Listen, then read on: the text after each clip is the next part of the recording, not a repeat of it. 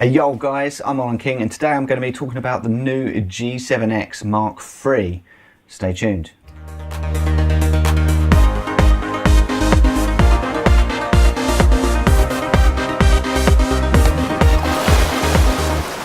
Right guys, so earlier this week they released some photos of the new G7X Mark III.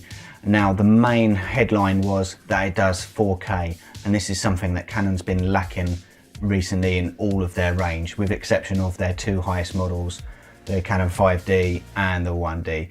The likes of Sony with their RX100 range have completely trounced them.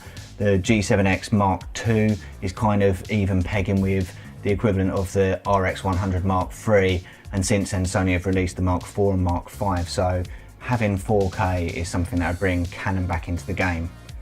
That said, this is largely a big rumour, unfortunately.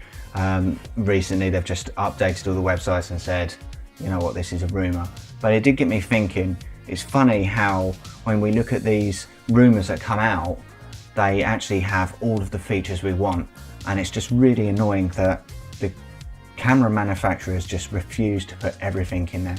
For example, this G7X Mark III rumour picture that come out, it showed 4K at 50 frames per second or 60 frames per second, which is great, but it's kind of a normal now.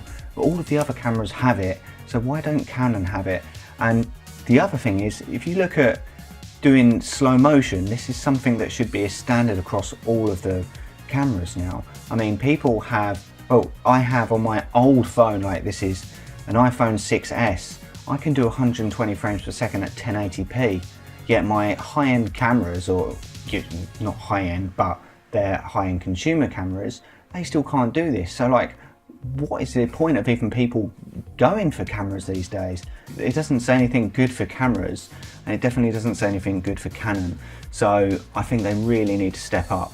I mean, if we have a look at, you know, 6D Mark II, yeah, I know some of the bigger channels now are raving about it, you know, great Peter McKinnon, great Matty, but the reality is, if it wasn't for the fact that it's a full frame camera, it's a little bit lackluster.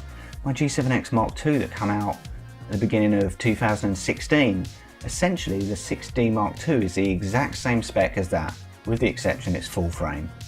Outside of that, it's got nothing to offer. If they had released a 6D Mark II as the new Canon 90D, everyone would have been disappointed.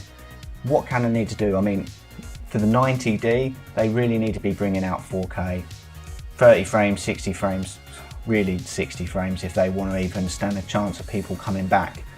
And they really do need to be putting in 120 frames per second slow motion. These are the things that everyone needs.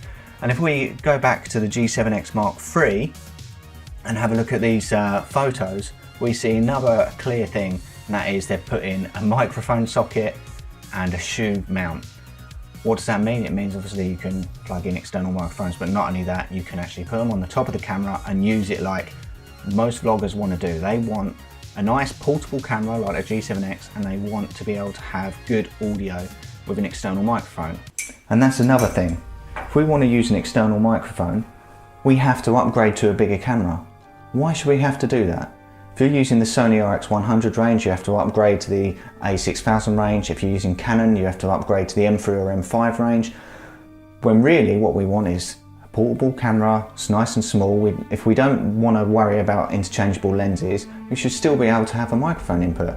But we're forced to upgrade to the next range, and it's just really silly. This is something that all the camera manufacturers could sort out and just make everyone happier. Talking of which, Canon have another issue with their microphone preamps. Why can't they get that sorted? Everyone with a Canon camera that has the luxury of a microphone input, they have to use something like a Rode microphone with 20 dB boost. And that's just to cater for the noisy preamps that are in the cameras. All Canon need to do is just put a slightly better preamp in there so there's less noise, everyone's happy. Now Canon have very cleverly plotted out all of their cameras, so you have to upgrade to, you know, if you want 4K you literally have to get their top two models. And that may have worked well up until now, but they need to understand that the consumer range, which is largely under £1,000 at the moment, needs to have these features as well. They're not, the consumers are, they're not going to be competing with the pro range. People that are spending £4,000 or £5,000 on their cameras are still going to spend that. They're not going to go, oh, well, this camera for £500 has that, why should I spend £5,000? They're going to be paying for all the bells and whistles. So they just need to completely segregate this and go, you know what, let's give the features that, you know, why should someone that already has a smartphone with all of these features upgrade to a camera? Why should they spend £1,000 on a camera rather than the latest iPhone X? And at the moment, Canon doesn't have many reasons to make people want to buy them in their consumer range. Again, another issue that everyone has is overheating. All the cameras that are doing 4K, they struggle, they burn out after about 5 minutes and shut down. And even some of the older cameras that can only do 1080p, if you film for long enough, they might shut down and overheat as well. This is something that shouldn't be happening. I don't remember any camcorders overheating in the past. Yet for now, we're using cameras that overheat after 5 minutes. I don't think my phone overheats if I film on that using 4K. So seriously, these cameras just need to be upgraded with newer circuit boards that can cope with doing 4K, with doing slow motion, and non-noisy preamps for the microphone inputs. All simple stuff. And you know, I'm not knocking Canon because I currently own their cameras. I've got 2 Canon cameras. I love Canon.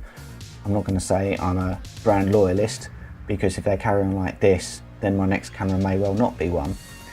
But for now, I think if they were to release some good ranges in 2018, they will keep people on side, and that's what they need to do. So it's a sad rumour, unfortunately, from the looks of things. It looked way too good to be true looking at these images, but it is a shame that other people can generate images of what what the Canon G7X Mark III should be like, and what will we actually get? We don't know. Let's hope it's not a disappointment. Canon, listen to all of your users, and we will be happy in the end, fingers crossed. Right, well, that's all I've got to say on this subject. You can see where I'm going. Basically, I want the ultimate camera, and I would like the ultimate camera in a small body and a big body as well. You know what, I want a small, portable, awesome vlogging camera, and I also want an awesome DSLR. Is it too much to ask to have both without having to go top end? Clearly so. Anyway, on that bombshell, guys, I'll leave it there. Thanks for watching, and stay tuned for more content next week.